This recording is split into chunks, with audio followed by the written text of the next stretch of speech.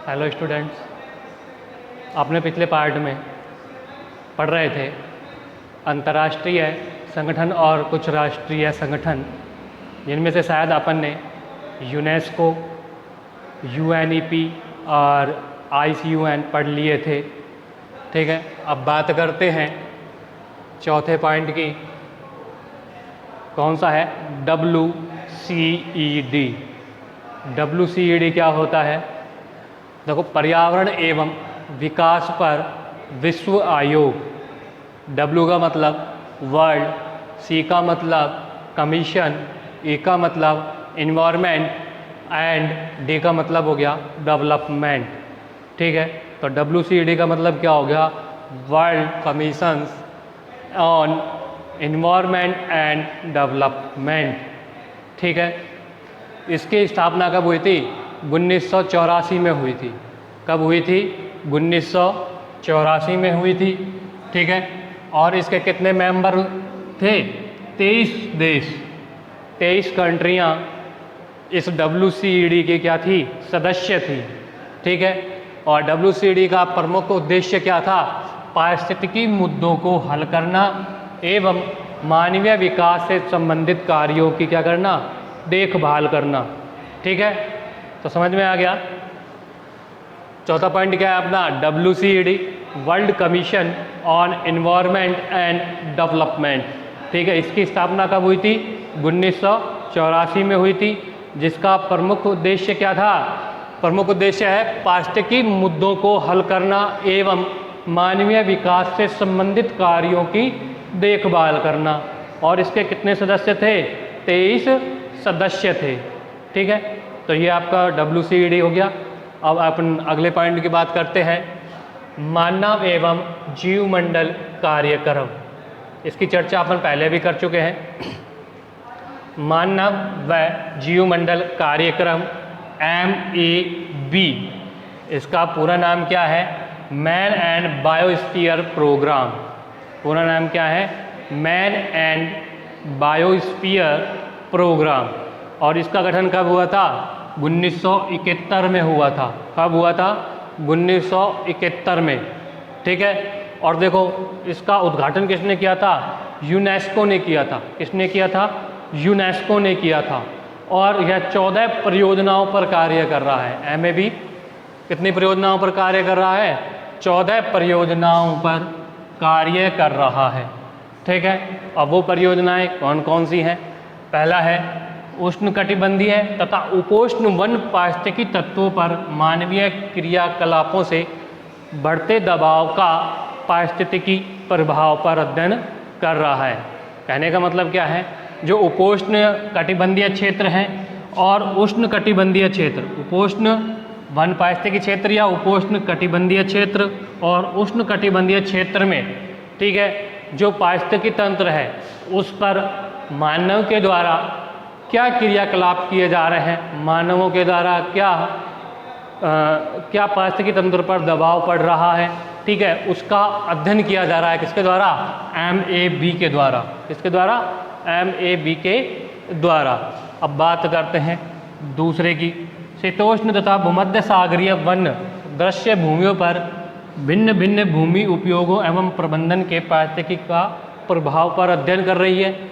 ठीक है, इसका मतलब क्या है? जो शीतोष्ण कटिबंधीय क्षेत्र है और भूमध्य सागरीय है, जहाँ भूमध्य सागरीय वन दृश्य भूमियाँ हैं, मतलब भूमध्य सागर के पास में या भूमध्य सागरीय वन है, जो वहाँ की भूमि है, उसका उपयोग मानव किस प्रकार कर रहा है, उसकी सुरक्षा किस प्रकार कर रहा है और वहाँ पर क्या क्या कार्य किए जा सकते हैं और उनका उपयोग किस प्रकार करना है, ठीक है, उस पर पारिस्थितिकी तंत्र पर प्रभाव MAB के द्वारा किया जा रहा है। ठीक है, अब बात करते हैं तीसरे, जो भी चारण भूमियां हैं, चारागाह भूमियां हैं, उन पर मानवीय क्रियाकलापों का प्रभाव हो रहा है। ठीक है, कौन सी? चारण भूमि, चारागाह भूमियों पर भी क्या कर रहे हैं? मानवीय क्रियाकलापों का प्रभाव कर रही है यह संस्था MAB। ठीक है, अगली बात होती है सिंचाई का शुष्क एवं अर्धशुष्क प्रादेशिक पारिस्थितिकी तंत्रों पर प्रभाव। सिंचाई के द्वारा शुष्क क्षेत्र, जो अर्धशुष्क क्षेत्र हैं, उन पर क्या प्रभाव पड़ रहा है? ठीक है, इसका अध्ययन हो रहा है। पांचवा पॉइंट क्या है? झील, नदी, तालाब, डेल्टा प्रदेशों आदि पर मानवीय क्रियाकलापों का प्रभाव। ठीक है, इनका मानवीय क्रियाकलाप का प्रभाव हम देखो जब भी देखते हैं कि मानवीय क्रियाकलाप है क्या है? क्योंकि मानव क्या कर रहा है? विकास कर रहा है और अधिक से अधिक प्राकृतिक संसाधनों का क्या कर रहा है? दोहन कर रहा है, तथा इस दोहन को रोकने के लिए तथा पारिस्थितिकी तंत्र को बचाने के लिए जो संस्थाएं हैं वो क्या कर रही हैं? कार्य कर रही हैं। ठीक है, तो MAB उसमें एक संस्था है जो मानवीय क्रियाकलापों के द्वारा पारिस्थितिकी तंत्र पर जो दबाव पड़ रहा है उन पर क्या कर रही है? अध्ययन कर रही है। ठीक है, अगला है छठा, पर्वतीय पारिस्थितिकी तंत्रों पर मानवीय क्रियाकलापों का प्रभाव। मानवीय क्रियाकलापों का प्रभाव। ठीक है, पर्वतीय प्रदेशों पर, ठीक है, पर्वतीय पारिस्थितिकी तंत्रों पर। ठीक है, आपने देखा होगा पर्वत है, पहाड़ है, उनका क्या हो रहा है? अत्यधिक दोहन हो रहा है, तथा उस दोहन को रोकने के लिए क्या किए जा रहे हैं? प्रयास किए जा रहे हैं। ठीक है, अगली आ गया पॉइंट, प्राकृतिक क्षेत्रों तथा उनके जीन पदार्थों का संरक्षण। प्राकृतिक क्षेत्रों तथा उनके जीन पदार्थों का संरक्षण। ठीक है, जो भी प्राकृतिक क्षेत्र है, वन है, ठीक है, वन ले लो, या कोई फसली प्रजातियाँ जहाँ पर अत्यधिक फसल ले लो, कोई चारागाह भूमि ले लो, वहाँ पर कोई भी जो पौधे की किस्म है या फसल की किस्म है, उनके जीन प्रारूपों को क्या करना है? सुरक्षित करना है। ठीक है, अगला है द्वीप पारिस्थितिकी तंत्रों पर पारिस्थितिकी तंत्र का उपयोग। द्वीपों पर पारिस्थितिकी तंत्र का क्या उपयोग है उसके बारे में अध्ययन करना। स्थलीय व जलीय तंत्रों पर पीड़क प्रबंधन व उर्वरकों के उपयोगों का क्या करना है? मूल्यांकन करना है। कहाँ पर? स्थल पर भी और जल तंत्र पर भी।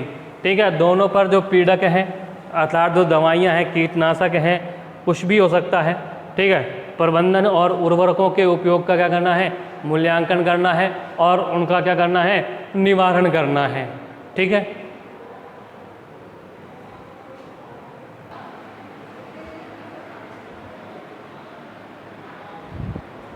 अब देखिए अपना 10वां पॉइंट क्या है। देखो, मनुष्य तथा उसके पर्यावरण पर प्रमुख अभियांत्रिकी कार्यों का प्रभाव। ठीक है, 10वां पॉइंट क्या है अपना? मनुष्य तथा उसके पर्यावरण पर प्रमुख अभियांत्रिकी कार्यों का प्रभाव। ठीक है, 11वां पॉइंट है नगरीय तंत्रों का ऊर्जा उपयोग पर पारिस्थितिकी तंत्र का महत्व। क्या है? नगरीय तंत्रों का ऊर्जा उपयोग पर पारिस्थितिकी महत्व।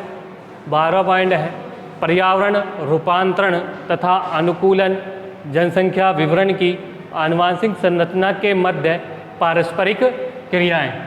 देखो, अपना जो पर्यावरण रूपांतरित हुआ है, पर्यावरण का जो संगठन चेंज हुआ है, ठीक है, तथा अनुकूलन एडेप्टेशन और हमारी जो जनसंख्या है और उसकी जो आनुवांशिक संरचना है, इनका आपस में जो भी इनके मध्य पारस्परिक क्रियाएं हुई हैं उनका क्या करना?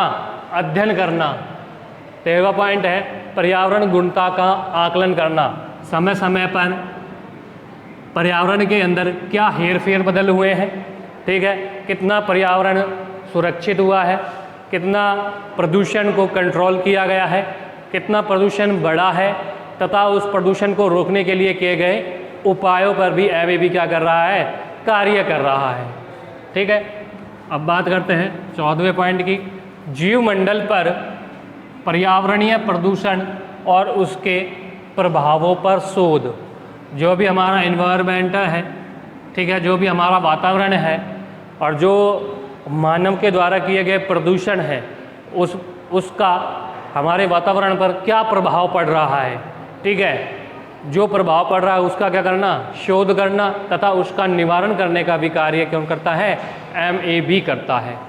ठीक है, अब बात करते हैं, देखो यह सब क्या था, 1960 के दशक तक सब क्रियाएं हुई हैं, ठीक है। लेकिन अत्यधिक मानवीय विकास और देशों के आपसी होड़ और देश को अत्यधिक उच्च विकासशील बनाने के लिए या विकसित करने के लिए जो भी प्राकृतिक दोहन हुआ उसको कंट्रोल नहीं कर पाए, ठीक है।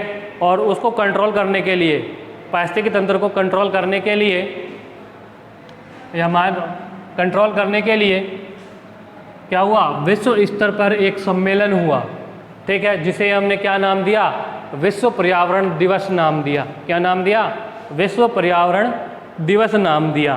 तो देखते हैं कि अत्यधिक मानवीय विकास के दौरान भी पारिस्थितिकी विकास का भली भांति से विकास नहीं हो सका, पारिस्थितिकी विकास भली भांति से नहीं हो सका, जिससे इस असंतुलित विकास को महसूस करते हुए विश्व स्तर पर एक सम्मेलन हुआ, ठीक है। विश्व स्तर पर सम्मेलन कहाँ पे हुआ, स्टॉकहोम में।